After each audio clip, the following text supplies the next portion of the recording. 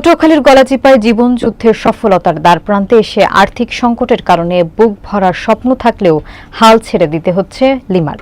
BA পাশ করেছে, কিন্তু স্নাতকোত্তর ভর্তি হতে না পারার হতাশা আর দুশ্চিন্তায় ব্যাকুল হয়ে পড়েছেন তিনি। অদম্য ইচ্ছাশক্তিকে এগিয়ে গেলেও আর্থিকভাবে স্নাতকোত্তর ভর্তি এবং শিক্ষক হওয়ার স্বপ্ন হাতের নাগালের বাইরে চলে যাচ্ছে তার।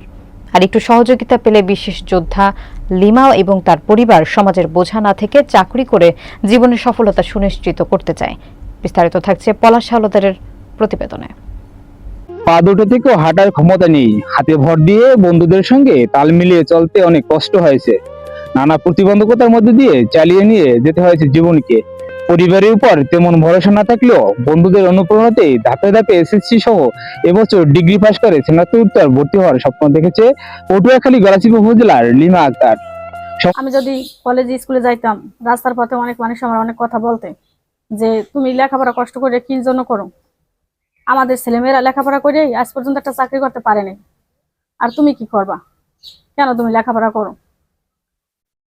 তারপর আমার দিকে হাসতো, নিন্দাও করতো, কিন্তু আমি মনে কষ্ট নিতাম অনেক। নেওয়ার পর আবার নিজে ভাবতাম যা থাক, আল্লাহ আমার এভাবে করছে, আমি ওইটা মনে কষ্ট রাখতাম না। সম্পূর্ণ নিজের চেষ্টায় কোনো বিষয়ে প্রাইভেট পড়া ছাড়াই 2017 সালে এসএসসিতে 3.64 জিপিএ পেয়ে পাশ করে প্রমাণ করেছে ইচ্ছা শক্তি থাকলেই সফলতা নিশ্চিত। আরো ভালো ফলাফলের জন্য তৈরি করে নিয়েছে নিজেকে। Learning of just dangers, the core of time and events thus just should be done as soon is impossible. Many is there import being hit.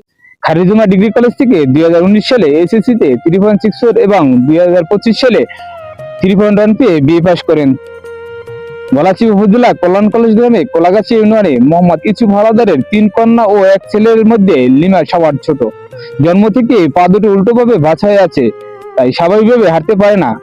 মা মাজেদা বেগম ও মেজ বোন সাবিনা তার প্রত্যাহিক কাজের সঙ্গী।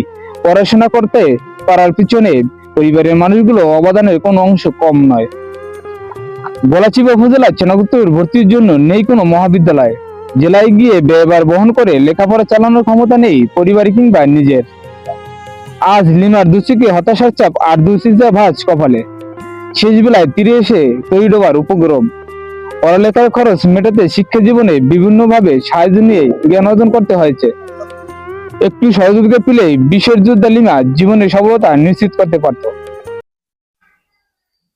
আমার নাম মোসাম্মদ লিমা আক্তার। বিগত আমি এইচএসসি পাস করছি। আমি এবছর ডিগ্রি ফাইনাল ইয়ার এক্সাম দিছি, ভালো রেজাল্ট হচ্ছে, ফার্স্ট ক্লাস পাইছি। এখন আমার উদ্যোগ যেন আমি মাস্টার্সে ভর্তি হব।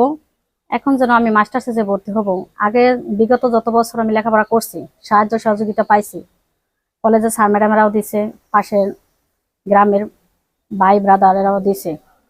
এখন আমি যেন মাস্টার্সে ভর্তি হব, এখন আমার কাছে অতটা টাকা ছিল না।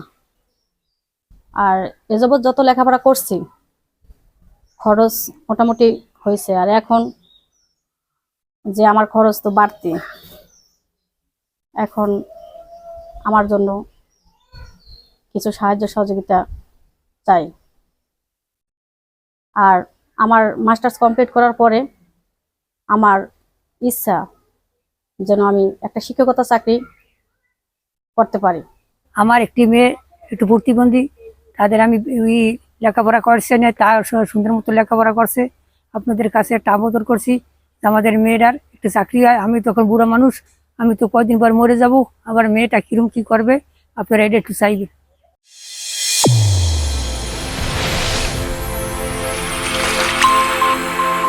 চ্যানেল A1 হৃদয়ের স্পন্দন।